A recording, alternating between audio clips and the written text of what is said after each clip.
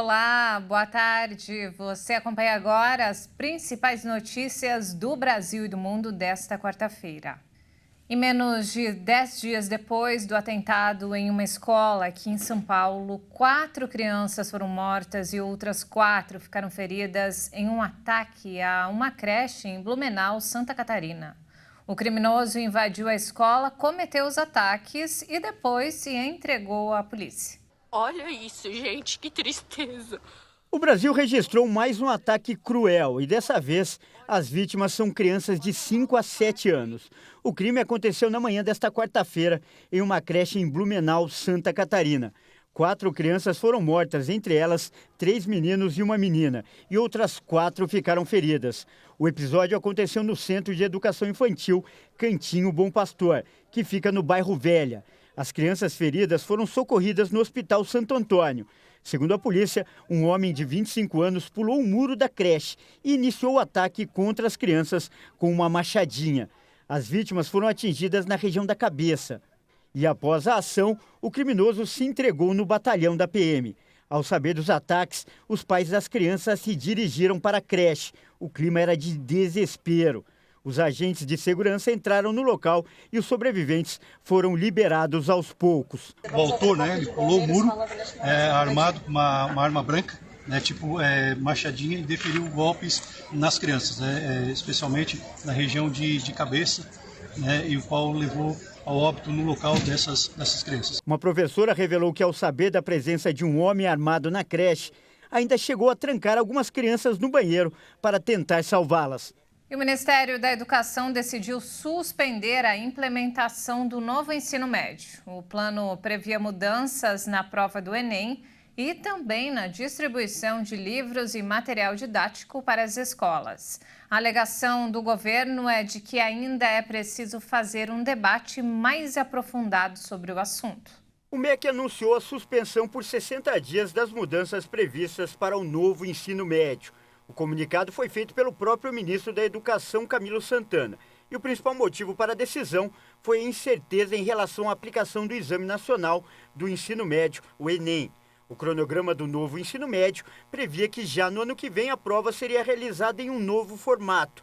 Mas, segundo o ministro, ainda não há certeza em relação às mudanças que devem ser feitas. E por isso o governo optou pela suspensão temporária do plano.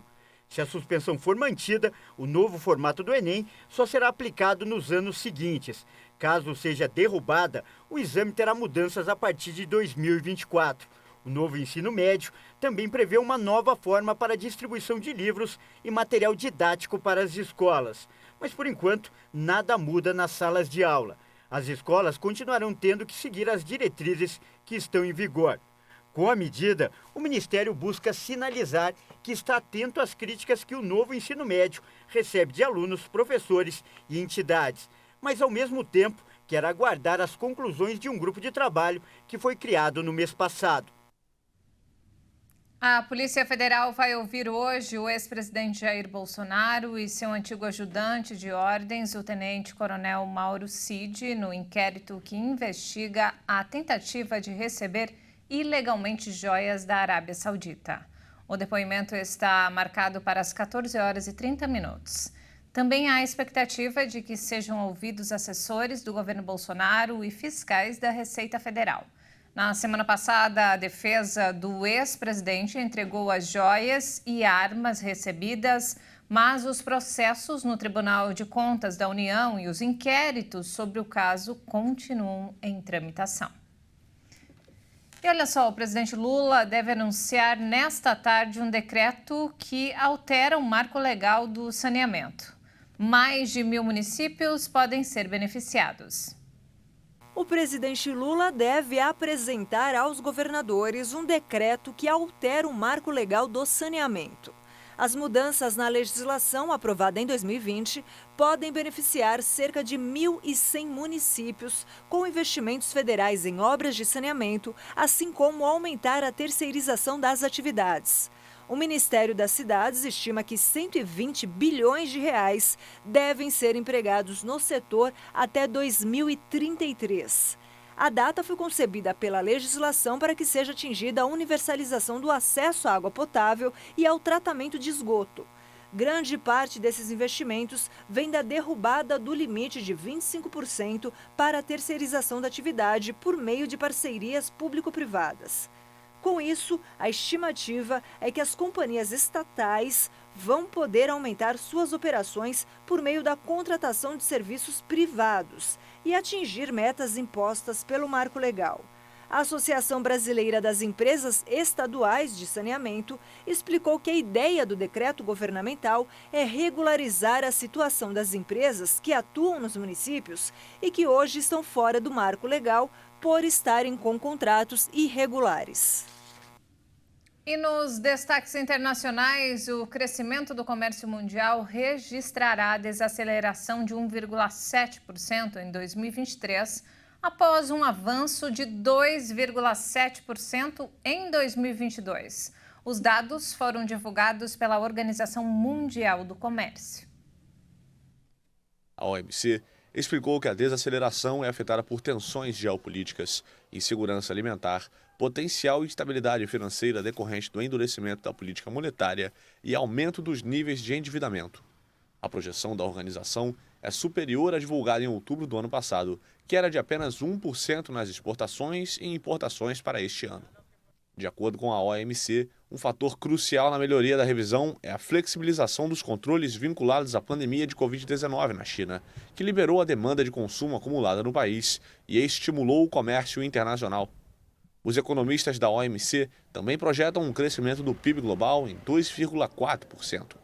No entanto, a organização alertou que essa estimativa era mais incerta do que normal, devido à presença de riscos negativos substanciais do cenário internacional, como a guerra na Ucrânia ou juros elevados.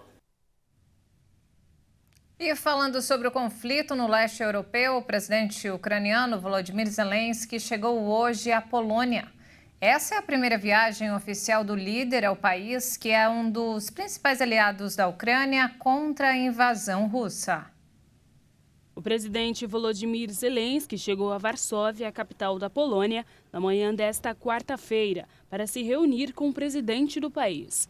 Zelensky também terá um encontro com refugiados ucranianos e líderes empresariais que podem estar envolvidos na reconstrução da Ucrânia.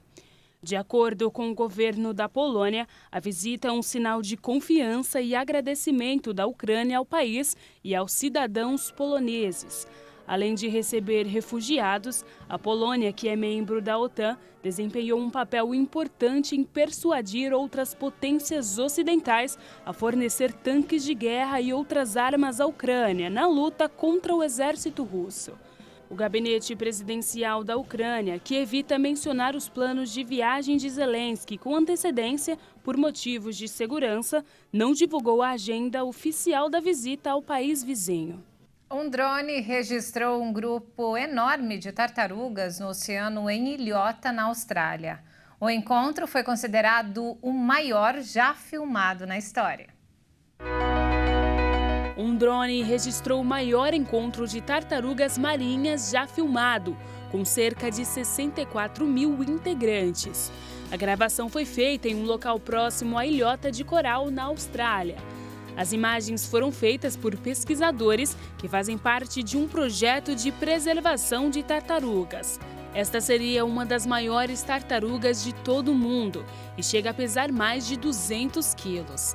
Elas começam a se reproduzir por volta dos 40 anos de idade e podem viver mais de 80 anos. O projeto está em busca da restauração da maior área onde as tartarugas verdes constroem ninhos. A intenção é proteger as gerações futuras. E graças ao projeto foi possível conseguir essas imagens do encontro das milhares de tartarugas juntas.